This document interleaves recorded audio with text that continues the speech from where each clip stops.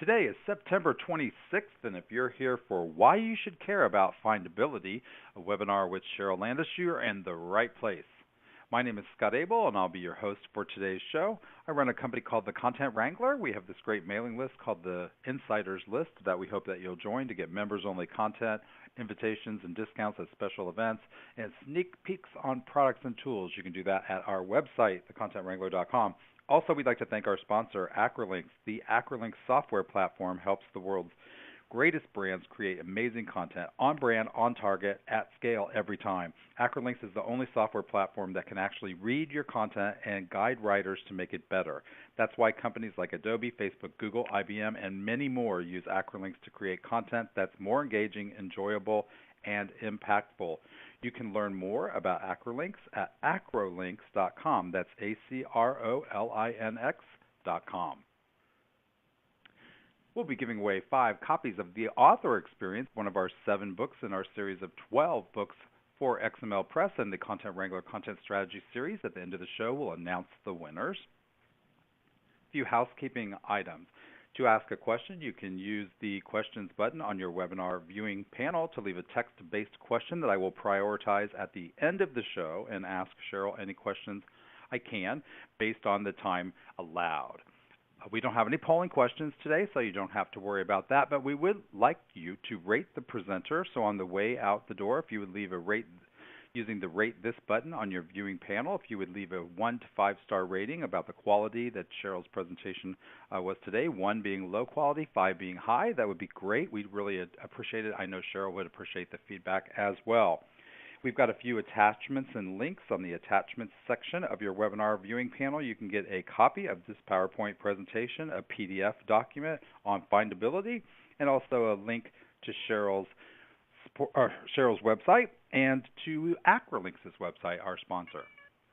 We also hope you'll watch the recording at the end of the show. If you go back to this URL that you're using to watch the live show right now, just a few minutes after the show ends, it will magically convert into a recorded viewing experience that you can share with others, and we hope that you do. All right, without further ado, welcome to the stage our presenter, digitally speaking, virtually speaking, Cheryl Landis. Are you on the line? I am. Thank you, Scott. Good Cheryl, morning, everybody. Yeah, where are you broadcasting from today? I am in Vancouver, Washington, which is north of Portland, Oregon, on the northern side of the Columbia River. Awesome. And the weather there, how is it today? We have sunshine. Excellent, excellent, excellent. So I tell you what, I'm going to let you take over and deliver a sunshiny presentation on findability. I'll be in the background, and I'll join you on the call whenever you need me. If not, you can look forward to me jumping online at the question and answer section where we'll take questions from the audience. All right. Thank you, Scott. Good morning, everybody. I have a few more resources I wanted to mention before we dive into the presentation here. I am also the author of the Findability chapters for the language of content strategy and the language of technical communication, which are both books in Scott's content strategy series. On my website, I have some articles about findability. When you go to my homepage, you probably don't need to scroll to the bottom because my webpage is fairly small. But at the bottom there is a list of articles, and you can just click on that, and you'll see a list of articles on findability and some other technical communication topics. Also, I wanted to mention that I am working on a book about findability. It will be part of the Content Strategy series, and it will be coming out next year. So be looking for that. And I wanted to start out with a little story about findability. This is an experience that I had just recently. My old laptop died, and I upgraded to a new laptop.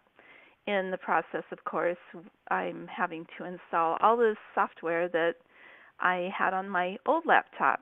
One of the software programs I needed to install was Skype. I could not find Skype on my computer. I looked through my applications list. I tried doing a search, and I couldn't find it. Finally, I dove in deeply into the applications that were available on my computer, and I found Skype listed under a category called Get Skype. And so I clicked on that, and it took a while on Skype's website for me to find where the download was. I finally did. It took me an hour in the whole process from looking for the information on where Skype was to installing it. So it was a very frustrating experience with a product that should have been easy to find, especially since my operating system was a Microsoft product and Skype is now owned by Microsoft.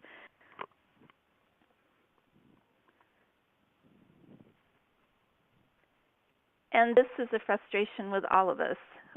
According to some statistics that I have found recently, we spend anywhere from 19 to 30% of our time daily looking for information. It's staggering.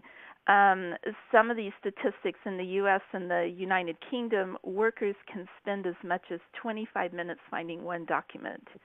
Also, 1 in 5 searches are correct the first time, but often it takes anywhere from 3 to 8 attempts to find information.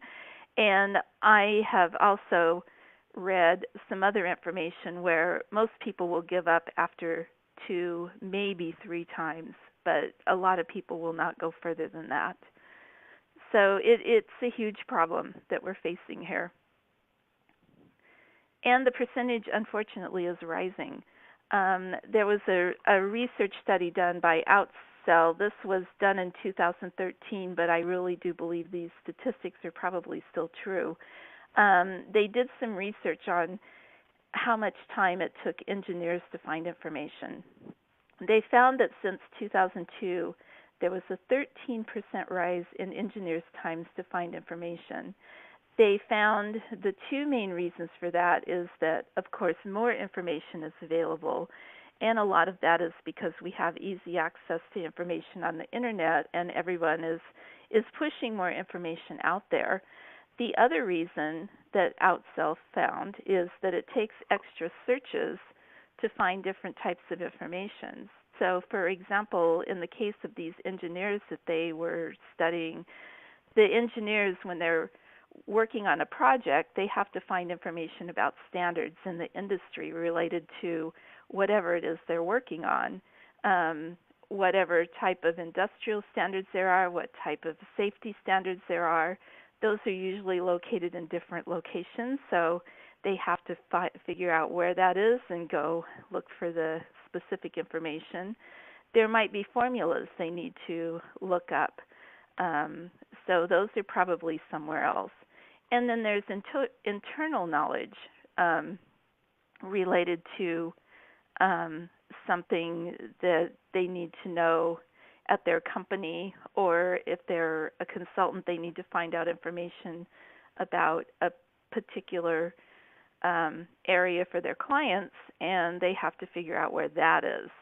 So there's a lot of effort in even finding the locations to find the information. So it gets rather complicated. So how can we stop all this? It's just getting crazy.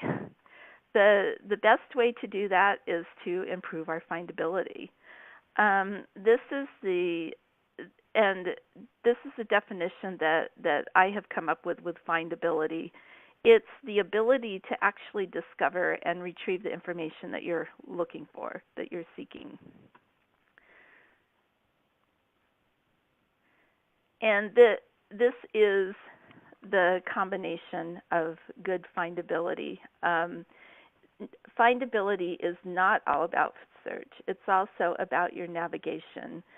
And so navigation and search together equals good findability.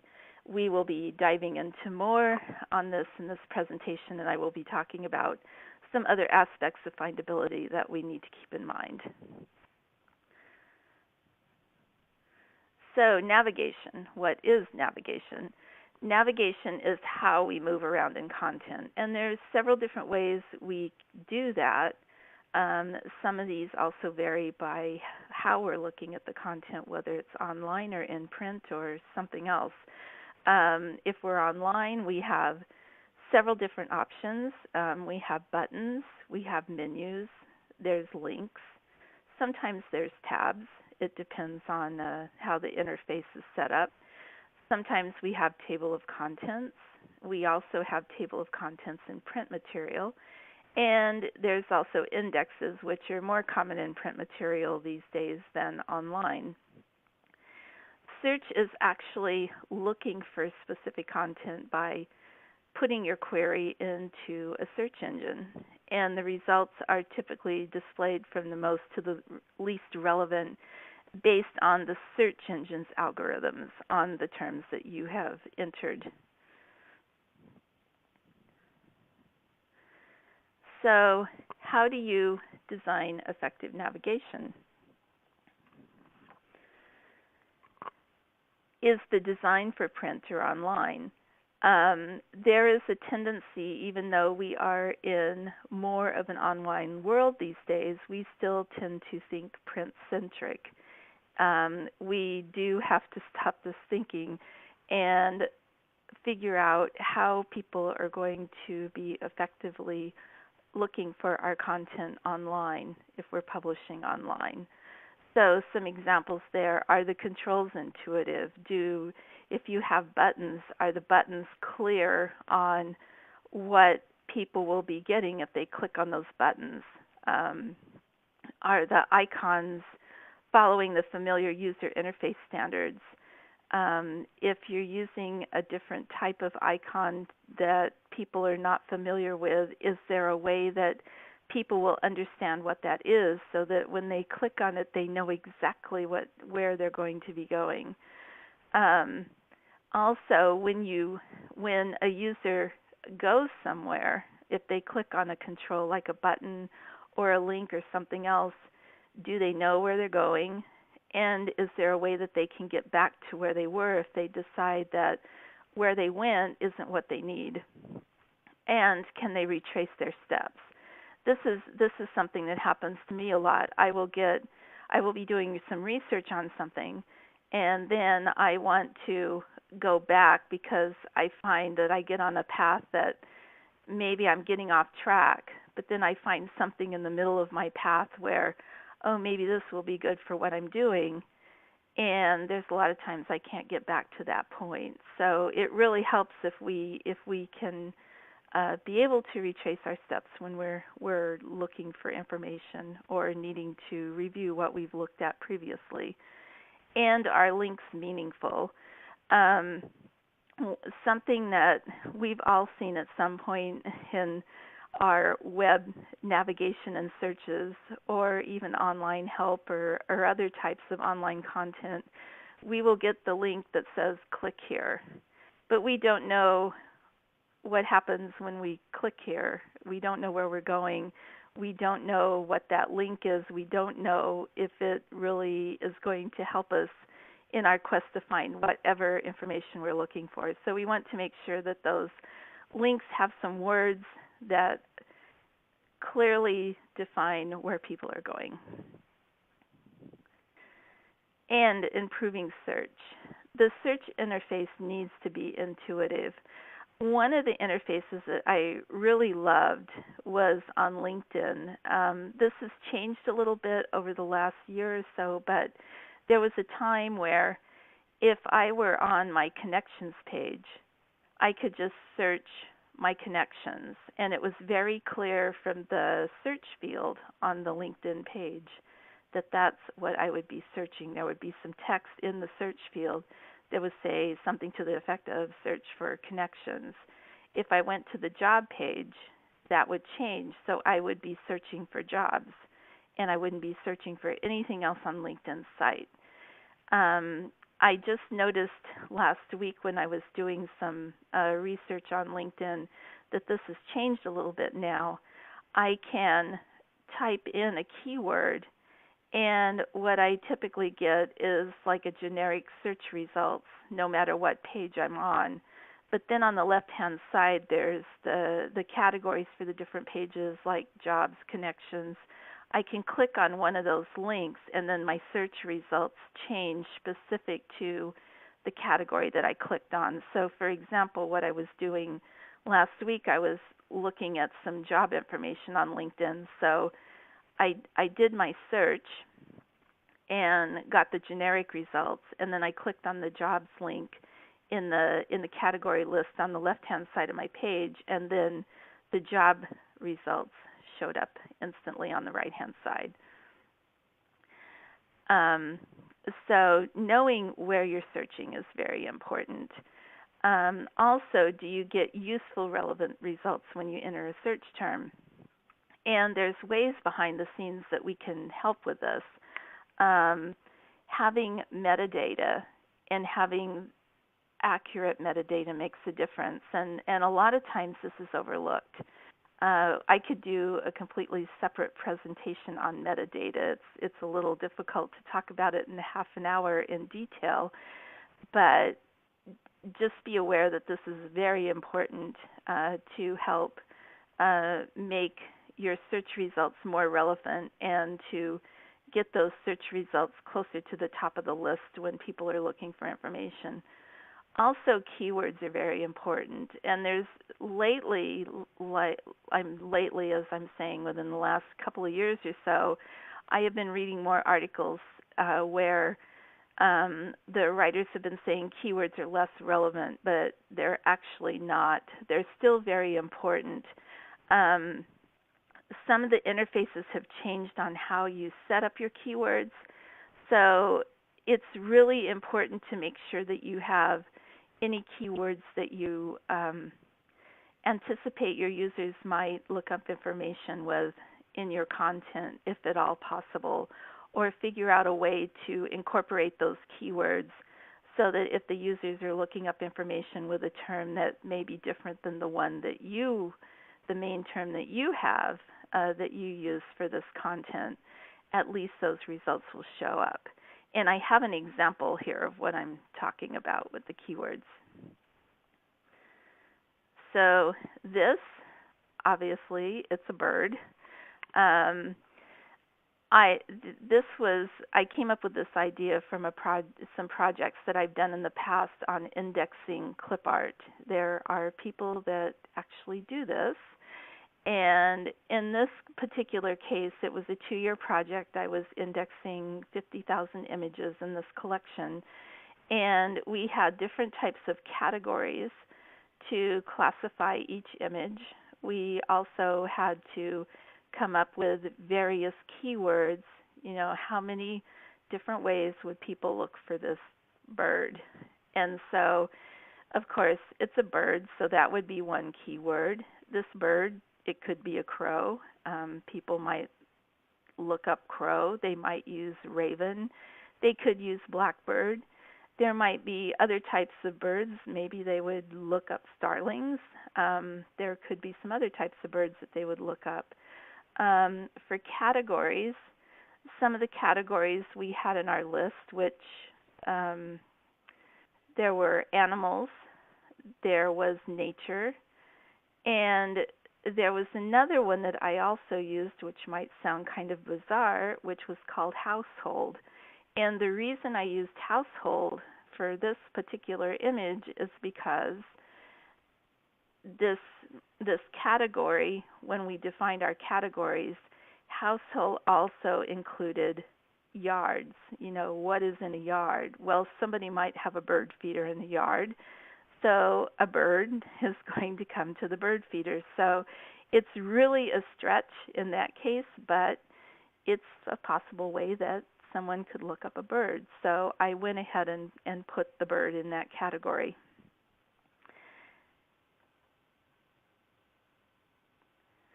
Also, accessibility affects findability. This is another topic that we could talk about for a very long time.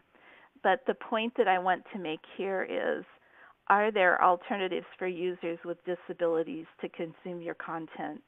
Do you have a way that they can access the content on a screen reader? Is there a way that users can listen to the content?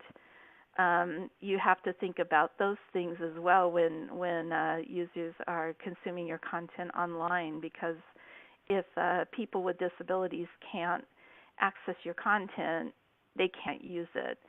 Another one that I'm thinking about as I'm getting older is, although I'm not technically considered someone who's disabled, my eyesight is not as good as it used to be, and most people as they get older, their eyesight isn't as good as it used to be.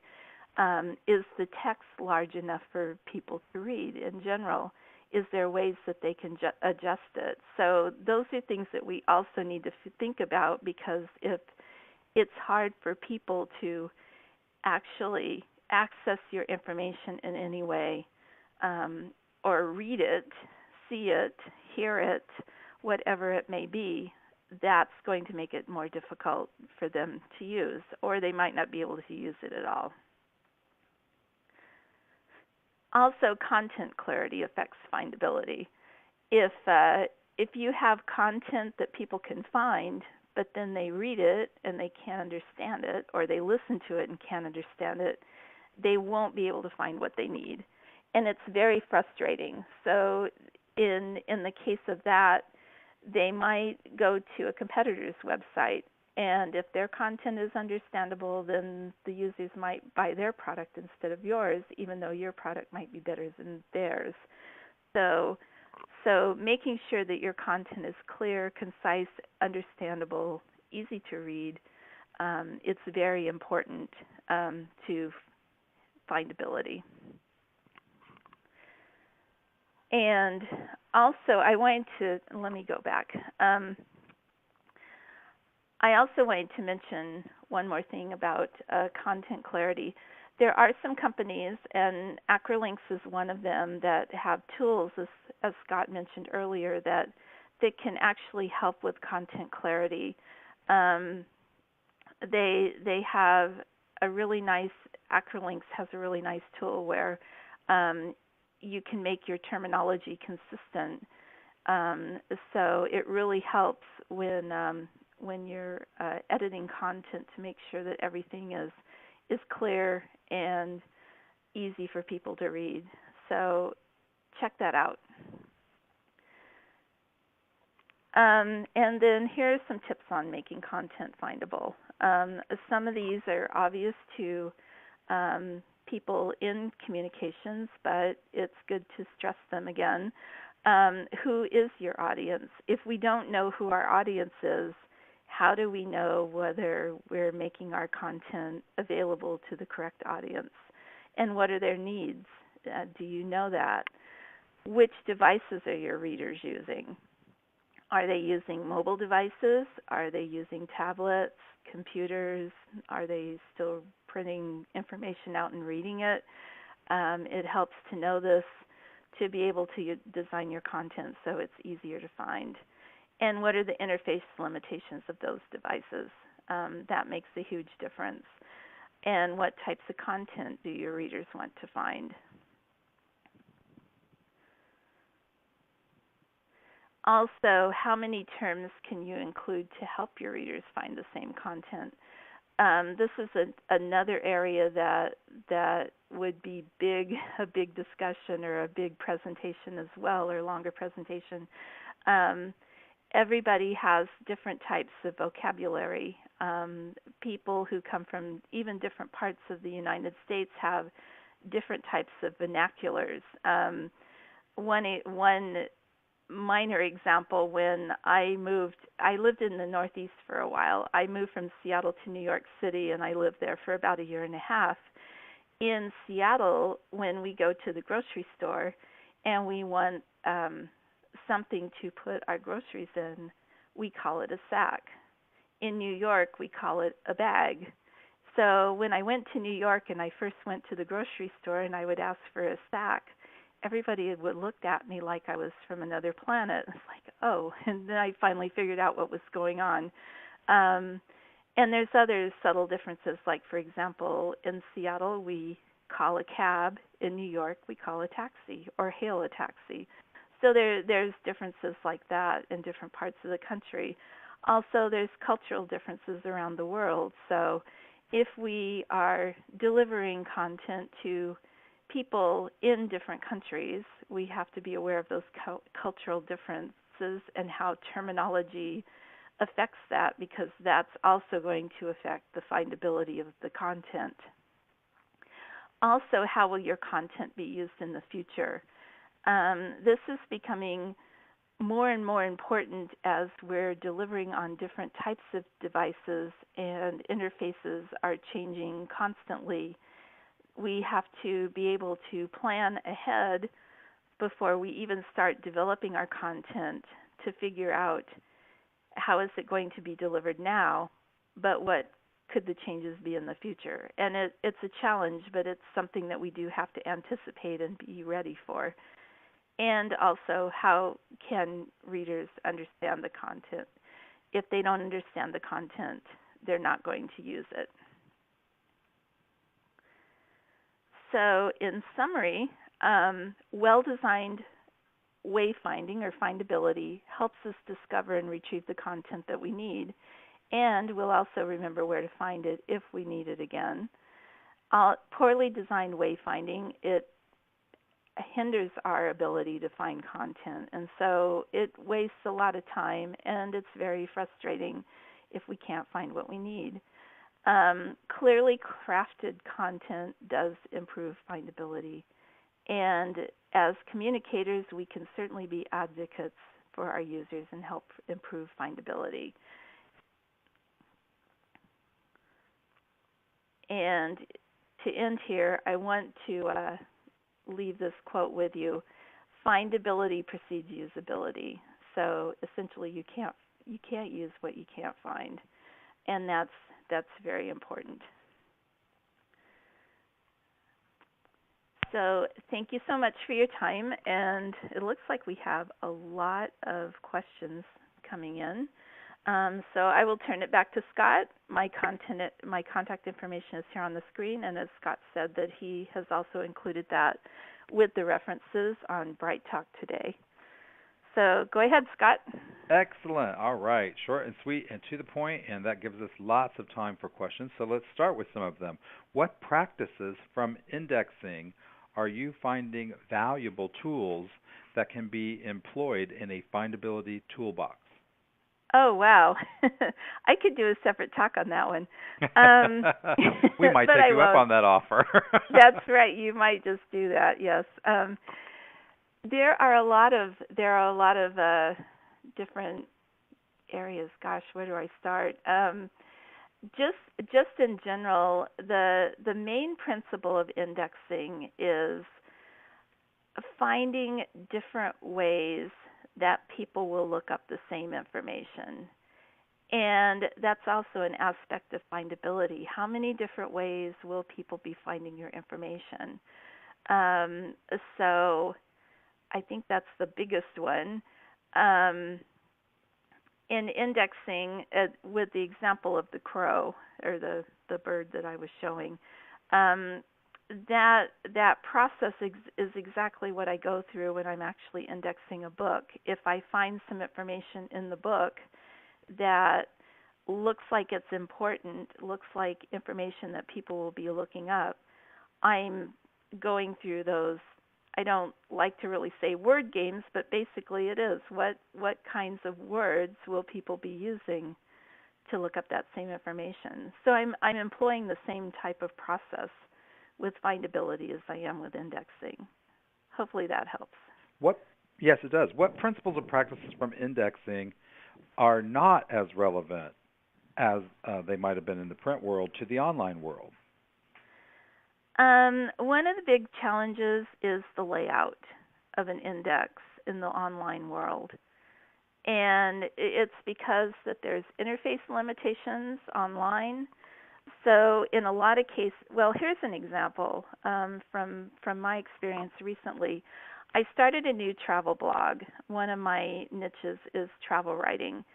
And I have been struggling for the past 2 months since I started this on what is the best way to categorize my information in WordPress so that people can find it as my articles grow.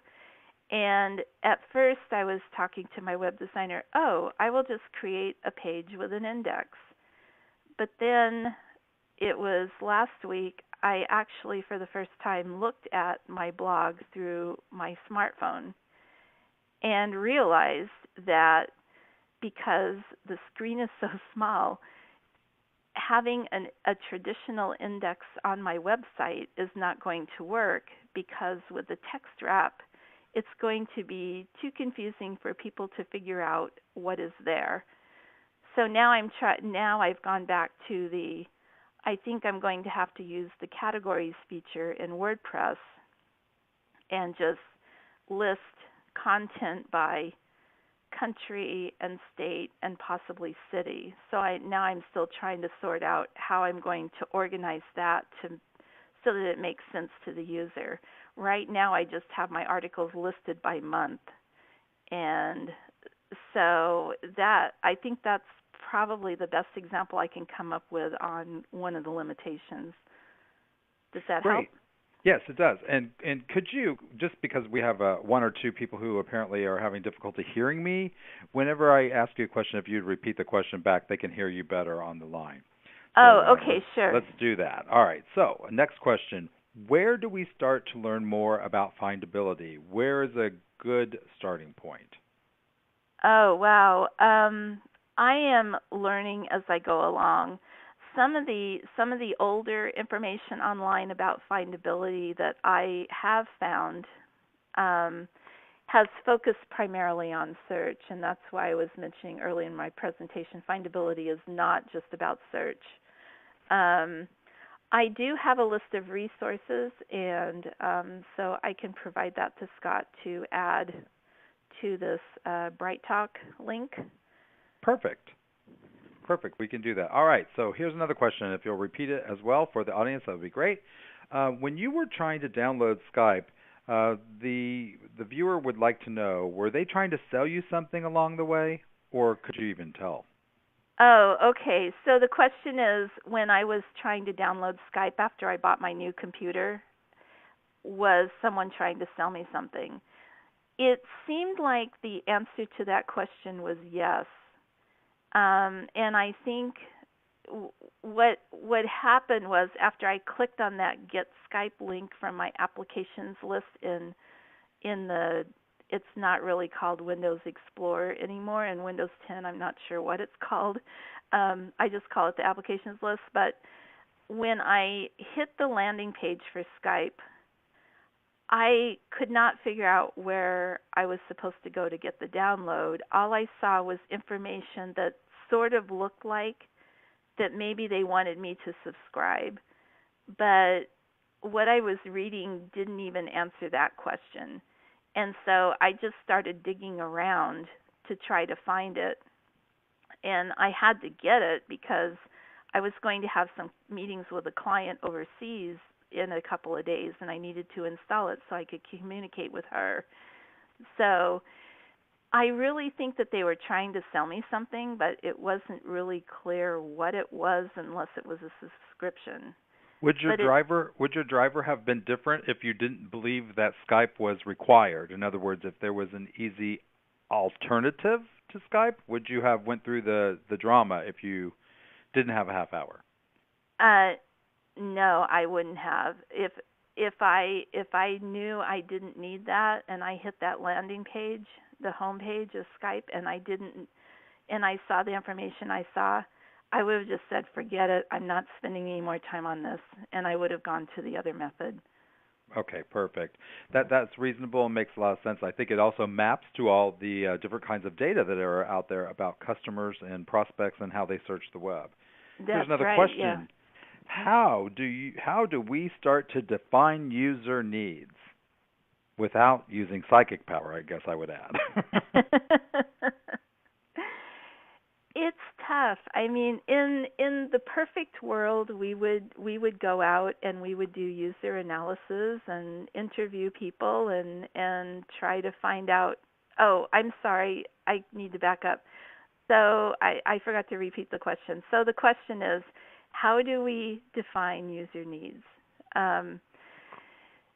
But we don't always have the luxury of going out and interviewing those users. We can do some research online, just one thing that I learned at Content Marketing World that a lot of people are using when they don't have the luxury of interviewing people is they will actually do different searches online to see how people are looking for information. And one of the nice things about Google now is you can start typing in a keyword, and there's, I forget what it's called exactly, but you will see a list of keywords popping up before you even press enter or click the little search button, that you'll see all these different ways that people have looked up information or different ways that you can look up information. So that's one way. There's a number of different tools. One is Google Analytics that you can use to see how different keywords are being used. Sometimes just talking to other people in your industry is helpful.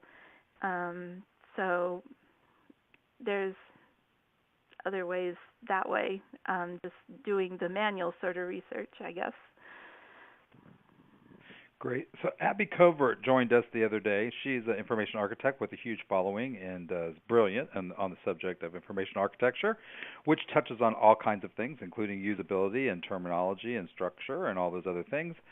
She was pointing out that there are that people, places, and things have multiple descriptors. They do not belong only to one category. In other words, things have places, not a place, or descriptors, not a description. Do you find this to be true? And if so, could you provide some examples of how you've used this kind of knowledge to try to give things different labels for different reasons? Okay, so let's see how's the best way to summarize that question. So things, people and things have, they don't just nicely fit into one little bucket, so to speak. They can be associated with different locations and other things. So how do I go through that process? Am I interpreting that correctly? Yes. Okay. I think the best example is going back to the bird example. Figuring, and some of it's also based on experience, figuring out where those things are. I don't know if that helps or not.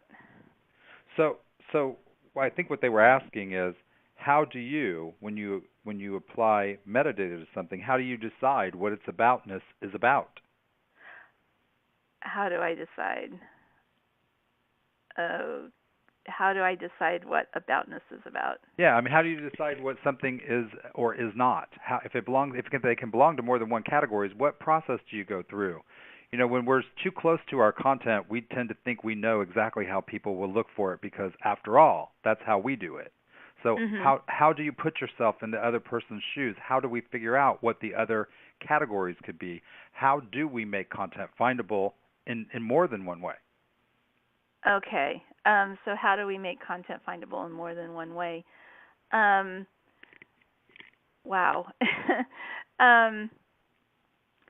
So with the categories, typically there is a category list that somebody has already decided what those categories are going to be.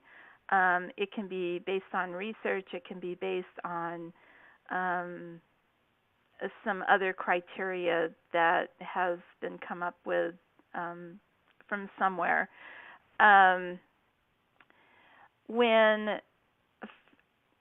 For me, when I'm looking at something and trying to figure out, where it should go, I guess. I'm having trouble with this one. No worries. We can skip on to another question that you can tackle that in writing later. Yeah, because I'm going to have to think about that one some more. I'm sorry. Do you know of any tools that can build an online content library that makes it easy for users to locate things like files and PDFs? Not even sure if that's something that you've ever encountered. No, and the ones that I have used have always been custom. Okay, perfect. What are your top 2 to 3 tips for developing metadata taxonomy? That is honestly something I have not done yet. I just recently heard about metadata taxonomies. It was earlier this year. It was in a passing mention in another article in a newsletter that I received by email. Um, it is a new trend. I would recommend a course. There's a course online that Heather Hedden teaches. She's one of the top taxonomy experts in the country. She teaches classes at Simmons College, and they're online. Um, and it's a great course to get immersed into taxonomy. And I believe she also covers metadata in that course. It's a 5-week course, and so check that out. That will definitely be helpful. Great. Do you, in your crystal ball, and I have one, mine's cracked, but it still works upon occasion, do you see anything coming, like new technologies, et cetera, devices, that would be greatly impacted by findability as it's currently practiced? Oh, wow. Yes, I think on the future of findability, basically. Um, Technology is constantly changing, and I think for now the methods that we will be using are going to be intact for quite a while. It's hard for me to really predict what's going to happen in the future. I think though that if we just keep abreast of what's going on as much as we possibly can, that hopefully we'll be prepared for that. I would imagine also that metadata is going to play a huge role in natural language interfaces. So things that allow us to talk to them instead of type or navigate in any other way, instead using our voice like Siri, Alexa, and tools built upon the IBM Watson platform. They rely on things like predictability, probability, and also direct declarations about the content that could be, of course, encoded in metadata to help those tools understand how to give us the right answer, how to read it back in a way that would be meaningful to us. I think those are all probably additional benefits that providing this kind of structure and semantic value to the content will bring us. What do you think? Yeah, I agree with that. And then I also think about these phone systems where you call, and now they're now voice activated. And so some of them are getting more and more intelligent to where they can actually figure out what you want, while others aren't. And I think those are going to become more and more important as well. I think you're right about that. In fact, I'll be doing a presentation on that at LavaCon coming up in just a couple weeks in Las Vegas. So we'll see if I'm correct, if my crystal ball's crack is getting in the way of my predictability. So one final question: how do you balance using many terms with the need for clarity? I guess a lack of clarity, inconsistent terminology can bring. So when we're talking about metadata, we're adding a bunch of different options to help people make the findability clearer, right? To make the discoverability of content that they want or need or might care about easier. So when you're talking about giving things different terms, you're not talking about using different words in the content. You're talking about applying different keywords or metadata to the data so that people can find it. Is that correct? That's right. And actually, the question is, how do you balance using many terms with the need for clarity and lack of clarity inconsistent terminology can bring? I don't balance this. My approach, and this is back from my indexing hat, is that I use as many terms as I can come up with to help users find the same information. And in search results for some users, they might type a particular term and they're looking for something different, and then they get results on a particular term and they're not anticipating that. Or they go, I wouldn't even think about that. They might not think about it, but someone else is. So I don't look at it as balance. I look at it as, would somebody look it up this way? So part of it is on psychic power. Yeah, there is a lot of psychic power. That's why I was having trouble with the aboutness question, because a lot of it is just based on my background, based on my training, based on um, learning from other people about their interests and what they're doing and how they find stuff. So I guess it's not really a cut and dried science. Well, that is putting it mildly. I think there's Yeah. there's a little art and a little science and a little bit of magic. Well, Yeah, there's a lot of magic. there's a lot of magic. Although I would also say that this is changing, right? Over time, the more that we understand, as you pointed out, and the more that we learn from other disciplines, like I immediately localization and transcreation come to mind. The ability to adapt content so that it's meaningful to the people who you're trying to speak to. And sometimes that means not translating from one language to another, but actually interpreting what the intent of the communication was and then saying it in a way that the people at the other end will understand. And I think you're trying to make the argument for the same thing. We need to say things in our content that machines can help us deliver the right pieces to the right people when they need it. And that's certainly something that's not going to go away. So I have a feeling that all of us are going to be busy making our content findable for a long time to come. Yes, and the more information that's put out there, it's going to be even more so. You're right about that. All right, so without further ado, at the end of the show, we're going to tell you we've got 5 winners of the Author Experience book by Rick Yagadich. It's part of the XML Press Content Wrangler series of content strategy books, and our winners are Margaret from Next Era Energy, Liz from Rockwell Automation, Adrienne from CA Technologies, Peggy from CACI, and Carl from Allstate. Thanks so much for being on the show today, and you guys will each receive an indicator in an email about how to pick up your copy, how we can get the book to you. And also, thanks to our presenter, Cheryl Landis. Cheryl, thanks for sharing your practical knowledge of what you've learned moving from indexing to findability. And I know this is all new turf for all of us, and especially for you. It is built upon years of experience, but everything is new in the world of the web and the world of the Internet of Things. And so thank you for sharing what you've learned, and I really appreciate your time. Oh, thank you, Scott. And thanks to our sponsor, Acrolinks. You can learn more about them and their terminology and content quality management platform at acrolinks.com. And thanks to the audience. I'm Scott Abel. I was your host today for Why You Should Care About Findability. Don't miss our upcoming webinars. We've got another couple dozen before the end of the year, taking us over 120 webinars for this year.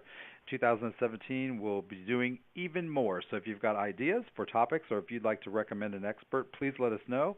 Send an email to scott@thecontentwrangler.com. We'll get right on that. And until next time, do great work. We'll see you at our next webinar coming soon. Bye-bye.